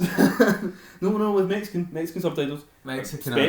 Spanish. Apologies. Mexican something. But basically, the Japanese embassy sent them a cease and desist essentially, and Mexico continued to save the episodes. What the fuck? I mean, how Good poor a question, government can be where they're pirating something? I don't know, mate. But yeah, no, it said in it's not just Mexico though. it's most of Latin America, you see, because it's said in the Dominican Republic that they would have a second siesta. República Dominicana. Exactly. They would have a second siesta specifically to watch Dragon Ball when it came out at the 4 to 5 PM time slot. The government tried to change it to 9 PM, but it didn't work. So they changed it back to 4 to 5 PM. There was a big controversy in Spain a couple of years ago, and it brought to national light the fact that Spanish people are the most insomniac nation in Europe. I think they average about 6 hours of sleep per night, whereas even Northern Europeans get about 7. And the flashing point of this debate was the fact that they had the Spanish version of the children's version of MasterChef. The final was shown at 1 AM. So they're talking about why we're letting kids stay up to 1 in the morning to watch the final of the children's version of MasterChef. And do you remember we went to Madrid and we were out drinking a plata? Late in La Noche, and there was a kids swing park there, and they were all playing at like midnight. Yeah. Well, I mean, we were right in the centre though. Well, I think we basically bought a flat that was like on the equivalent of Circuit Hall We bought one. That's how we. We rented a flat that was on the equivalent of Circuit The Hall Street. Because Mungos remember, the first night we walked down the steps and we're like, right, we night out in the town. Well, see where the night out is, and we walked down the steps of our apartment or whatever. And a wee guy came up to us and was like, "You guys like pussy? You know you're not pussy boys." That really was a rough bit. And then we were like, the whole stretch was the rough bit. and then walked away and he went, "Oh, so you guys don't like pussy?" And we're like, No, he "Oh, said- well, don't say that. Oh, are you gay? You want pussy on your face? You like pussy on your face?" And then He was shocked. We He said was, no. he He was was- like, what? It was like genuinely confused and hurt. He was like, "You don't want pussy on your face." not at this current moment. I mean, They must say maybe not after at a the cock or something, is that what they say? Yeah, he was like, "What, are you guys gay or something?" And I was like, "Wait a minute." And then we turned back. Went, "What a Oh, little wait, second." Yeah, it was even better because we had to walk past them again on the way back. Yeah. So that was great, yeah. And he was like, "Yeah, you didn't get any pussy on your own, did you? You needed my help." Yes, but yeah, no, it was that's the big thing about Dragon Ball in Latin America. There was also I also found when I was doing a little bit of deep diving, right, that there was actually once 375 kilograms of Dragon Ball Z branded cocaine tablets found in Bolivia. That's how much Latin America loves Dragon Ball. Nice. But yeah, no, the whole reason behind it I found out was the fact that basically in the sort of 80s when Latin America couldn't afford to license cartoons, right? The only cartoons they could actually afford, bless you, the only cartoons they could afford to license were Japanese cartoons. Man. Because the Japanese were trying to outsource or like output their animation, their industry, right? And where American cartoons had a very expensive licensing costs. So when the Japanese cartoons came out and they were trying to outsource or output them, they didn't have any licensing costs. So South America was like, I want those cheap cartoons. So at one point they were actually licensing Dragon Ball. Yeah, no, they were showing them on like national TV because they licensed them out and because they were cheap as fuck to license. So that's all these guys seen. So now in some areas they actually call them the Dragon Ball generation. Well, I didn't know that. That's quite interesting. So there you go. That's that. I know that Dragon Ball is also quite popular with the African American community as well. So yeah, it's got a massive outreach. but it's massive. It's massive in Latin America. So yeah, R.I.P. Toriyama and yeah. Let's go and tip that bullshit. The white boys join everybody else in saluting R.I.P. Yeah. You mentioned the cocaine branded like Dragon Ball. Wasn't a Dragon Ball Z X going about one time? Probably. I remember. One time. No. What you're thinking is the Mortal Kombat branded Ekis. I remember in school you were to avoid It was Mortal Kombat. sweeties that were Ekis.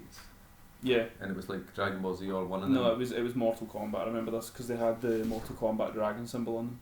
I don't remember that. I remember this. It was big.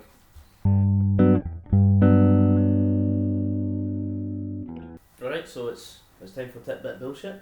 It's time for Tip Bit Bullshit. This week also with Mango Aidan. As with last week, I've done it twice now, and I believe I've got you both times. Are we going to get an explanation of what tip bit bullshit is? If you don't know the rules, get to know the rules. It's basically two truths and a lie. But yeah, With a funny name. but it's on a podcast. Last week we talked about the. Sorry, I'll take a sip of wine. Calm my nerves. That was a sound effect. That wasn't actually me. Last week we talked about the Willy Wonka Experience. in Glasgow. So this week I thought we should make Tidbit Bullshit Roald Dahl themed. Okay. So all of these, well, 2 of these facts and 1 of these complete fictions is about Roald Dahl. He was a massive anti-Semite, is that one of them? Let him I think- say the tidbits yeah. first before you call it bullshits. Come on. And didn't like the Chinese as well, I think. Come on. Tidbit number 1, he's an anti-Semite. Tidbit 2, he didn't like Chinese. Damn. Tidbit- Okay. tidbit three. Any questions about the format? Anything you want to ask before I go ahead? Well, we've Yeah. the Mungos have done it many times. So Many a Mungo has done a tidbit Okay. and the bullshit. Here we go. Number 1. I once applied for a job advertised by Roald Dahl's grandson. Despite addressing him as Your Highness in my cover letter, I did not gain the job because, unbeknownst to me, it required fluency in Arabic. Right.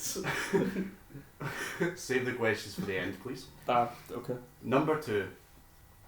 There is a Dahl Fury family connection. John Fury's wife, Chantal, whose name Chantal Dahl. whose name we previously made fun of, shares a name with Chantal Dahl, What? a daughter of the famous writer. Chantal Dahl, was formerly a best friend of the pop star and convicted paedophile Gary Glitter, and featured in his This Is Your Life TV special. This is your life. Chantal Dahl sounds like a sort of Indian dish, you know what I mean? Nice. Is that racist? No, how's that racist? Let the viewers decide at home. Is that racist? Number 3. Bored by Roald Dahl's Wikipedia page, I tried to discover a Serge Gainsbourg Roald Dahl connection. Oh God. Here we go. And indeed, I was able to find at least 1 existing photo of the 2 together, No, he didn't. taken on Boxing Day 1973 at the Birkins home in London. Jane Birkin's mother, actress Judy Campbell, was exact contemporaries with Dahl, both being born in 1916, and the Birkins and Dahls were family friends.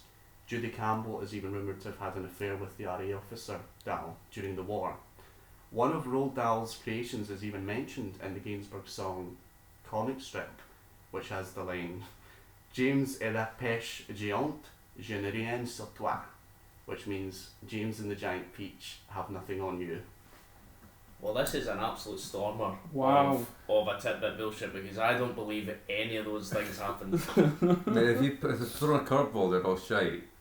2 of these are true, unlikely as it may So, seem. number 1, you applied for a job that was advertised by Roald Dahl's grandson and you addressed him as Your Highness, and you somehow looked over the fact you had to speak Arabic for the job. What was the flipping Exact- What was the job? Exactly correct. What Can was I the job? ask when? I thought you may have some questions. Probably summer of 20... What year did I graduate? High school or Summer university? of 2021 or 2022. I'm not What? quite sure. 2022 is when we graduated. Yeah, I can't remember if it was my last year or the year between 3rd and 4th. Why year did, of uni. why in Christ's name would you have never mentioned it? What's the job? Because they never got the job. What's your job?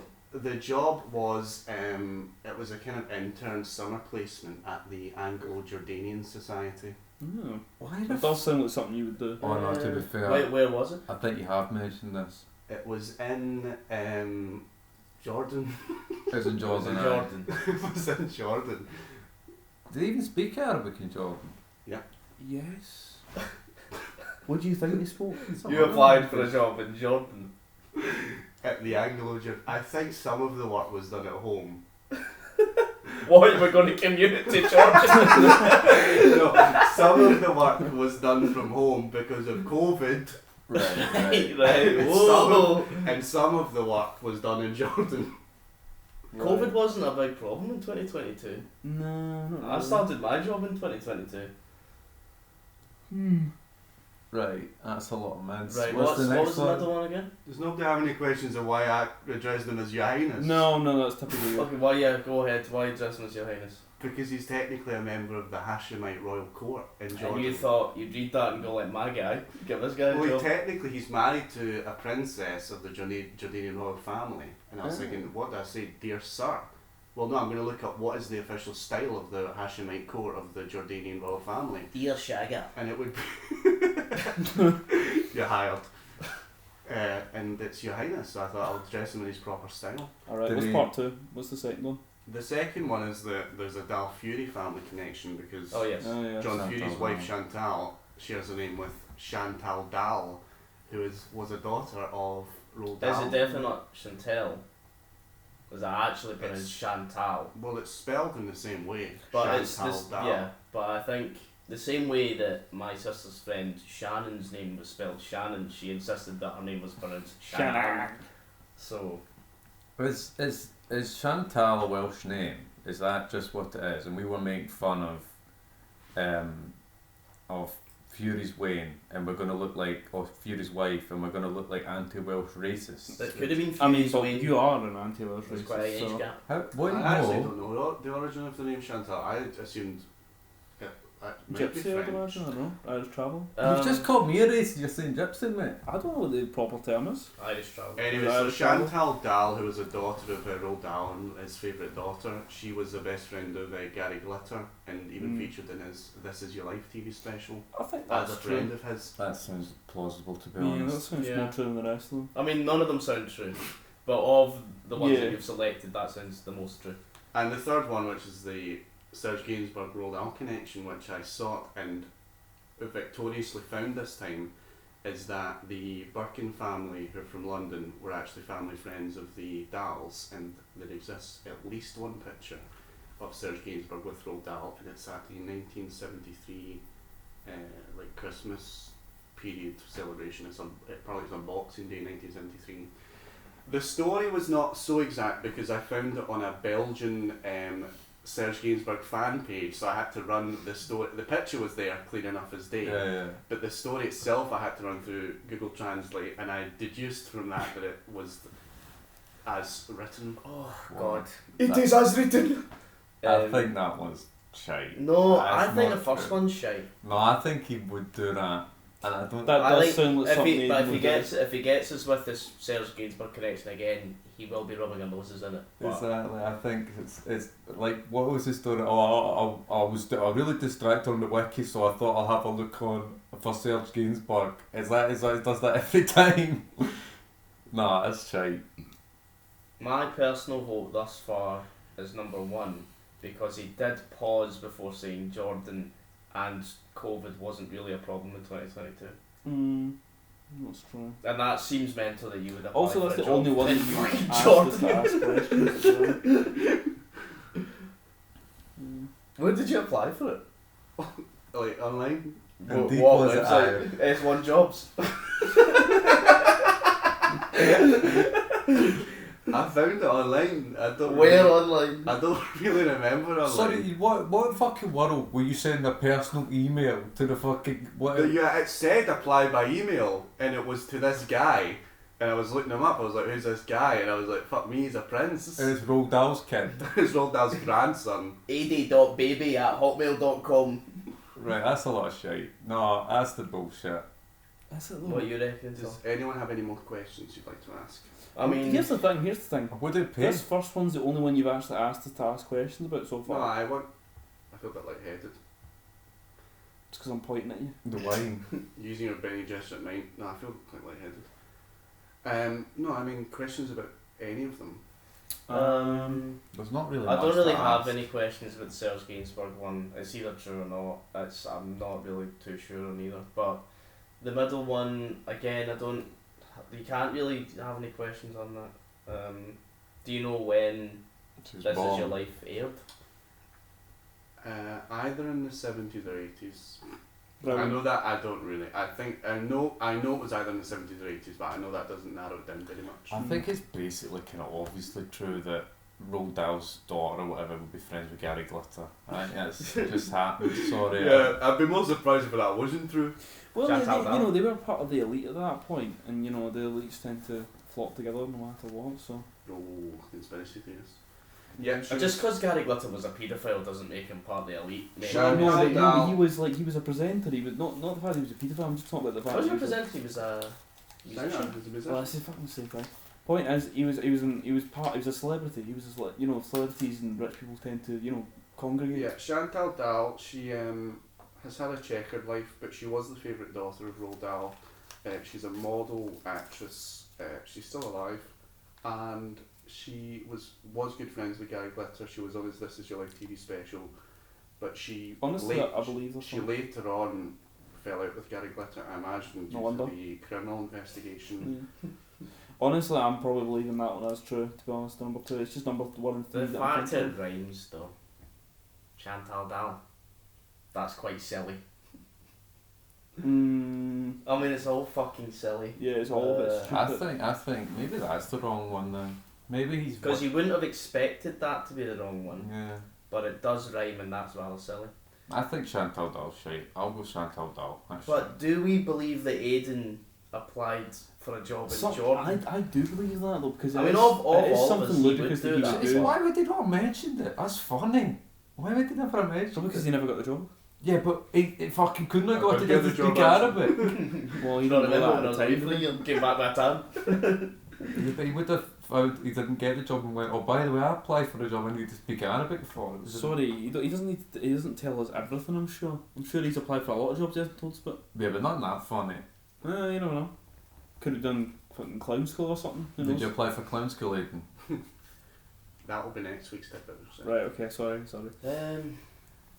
It's the only one I'm actually thinking is true is probably the Serge Gainsbourg one, but again, you could be trying to. I don't even think rub that noses one's. in. Honestly, I think that one's probably the least true. What was Frank Herbert doing last time he was eating peanuts or Peanuts. something? Peanuts at the after party of Cannes Film Festival by himself. Because David Lynch's Dune got nominated for an award. If you don't have any questions, I think we should. Right, I'll go 2. 2, do you think? Really? I think Chantal Dahl's my real. Alright. Okay. Honestly, I want to go for 3. To be honest. Oh God. What are you thinking? Because Yeah, I started off thinking 1, no chance, but now I'm more coming towards Callum's way of thinking as well, that it's really believable and it's quite silly. If you feel that number 2 is the one, we'll go for number 2. I think he's got us again, boys. Aye. They go. Do you know what? Fuck it, we'll go number 2. I'm fine with going number 2 if these guys want to go number So you're 2. going to say that number 2 is the falsehood? Yeah, Yes. yeah. I if these guys say so, yeah. Damn. I'm outvoted. So you're saying that you did not believe that Chantal Dahl was a real person? Yeah. I'm not Well- saying that. I can confirm that I once applied for a job with Roald Dahl's grandson. Did you really? That is indeed correct. Why do you I not tell us fucking that? knew it. I fucking knew it. Why didn't you However- tell us that? Did you know it However, was in Jordan? we'll get to questions Right. after. So I can confirm that I can confirm that I did once apply for a job with Roald Dahl's grandson. Yes. However, Oh, unfortunately for you three, cheating bastard. it is also within my power to confirm that Chantal Dahl So I was right in saying indeed 3. the daughter of he's Roald Dahl. done us This is what again. you And get. we're Done us friends. again. Do you know what? This is what you get for listening to me. He's rubbing my Unfortunately, nose in it. unfortunately, for the second week running, there is no such Serge Gainsbourg Roald Dahl you should, connection. no, you should listen to me because I said that. You fucking said 2. Yeah, but I said that originally. I'd like to Should've just What, say, so I should only listen to you the first time you speak and then ignore every Well, other you shouldn't part try of it? and influence me. Just listen to me, mate. I'd like to just say that the whole thing again is entirely fictitious. So there's no Dahl Birkin family connection. Although there was one kernel of truth in that Judy Campbell, who's Jane Birkin's mother, was exact contemporaries with Roald Dahl. They were Where'd both you born in I mean, 1916. You probably humped me at this day. I'm fucking shit at it. Mine have all been fucking crap and yours are all Well, weeks I running. can only Yeah, apologize. yeah, And well I, done, well and I done. had, do you know what? I almost thought, no, they're not going to fall for it 2 weeks in a running, but how But it's much... only, I but it's didn't- only because I your would- other 2 examples were so ridiculous. I would just like to point out, I said number 3. Yeah. So, He did, yeah. And I knew the whole time I said he's going to rub my nose in it, and he did. Aidan, why the fuck did you apply for a job in Jordan with Roald Dahl's Jo- grandson? Roald Dahl's sorry, why are you grandson... asking this? Roald Dahl's grandson is actually the son of Tessa Dahl. That he's actually her son. Man. He is called Ned Donovan, and he's quite a prominent figure on UK political Twitter. Yeah. And I followed him on Twitter. I watched the whole story arc unfold. Very on brand for him. He married a Jordanian princess, and then he became a chair of the Anglo-Jordanian Society, and he advertised that they were doing a researcher job. I applied for it. I did address him as Your Highness in my cover letter. And Good liquor. and yeah, it is embarrassing. But I did not get the job because I realised later, after reading the job description, after being rejected, it said you have to have a knowledge of Arabic to do this. Did you know it was in Jordan? Yeah, I knew there was a summer placement in Jordan, but I thought, oh, I'll learn it while I'm there. Aye. Fair play. On the job. On the job training. Well done. Muad'Dib. You would have been the Mohadib right there. So, well done. You've done 3 it. weeks running, man. I mean, well, not 3 weeks running, but 3 times I've got on you. Yeah, well done. Come Oh, on, you're who would Roald Dahl? There's a picture of Roald Dahl and Serge Gainsbourg at Christmas together. Right, Like okay, boys. this boys, guy. you listen to me next time, alright? Alright? Do you want to do tip bit bullshit next week, Tom? I want to do tip bit bullshit next week. Whoa! You're gonna use up the king. I don't think I'm going to do I tip think, bit yeah, bullshit. it's winner stays on, I reckon. Yeah, Winner stays on rules. That's a good point. Whoever brings up the right answer, it goes to Then them. next week's going to go Serge Gainsbourg. and And we're going to it's go, gonna be nah, that is probably true. No, but if it's next week and he says it, then it probably might be true because it's in a double bluff. Oh, God. Do you know what I But mean? will it be a God. triple? Will it be a triple block? I'm honestly, I'm going to be drenched in sweat if you mention Serge Gainsbourg again. What are you going to do? By the way, I realised last episode, which hasn't been released yet, but this might not make sense, but just Serge Gainsbourg was a French singer, songwriter. He's mostly known in Britain for releasing one song that got to #1 called Je t'aime moi non plus, which is the sexy song where a woman's breathing in the background. The joke is that they all know that I'm a big fan of Serge Gainsbourg. That because they might not know who Serge Gainsbourg Yes, is. yeah. Yeah, true. Well done. They being our one listener. I've looked up Chantal, right? She they. I looked up Chantal, it's just Chantel, but French. Brilliant. Chantal Dahl. I can't believe you've done it again. You really are the NJ of Do you know this what? game. No, I can't believe it because here's the thing, we listened to Callum. What? No, if we did listen to Callum, we would have got it right. Only if we ignored everything he said except one sentence. Brilliant. You need to pick and choose, mate. You need to curate yourself. But you literally said every single one of them could have been true. No, I didn't. Yeah, you did. No, I didn't. Yeah, you did. No, I didn't. Do you want 20 minutes of that? Do you want it in the podcast? I think we've had enough.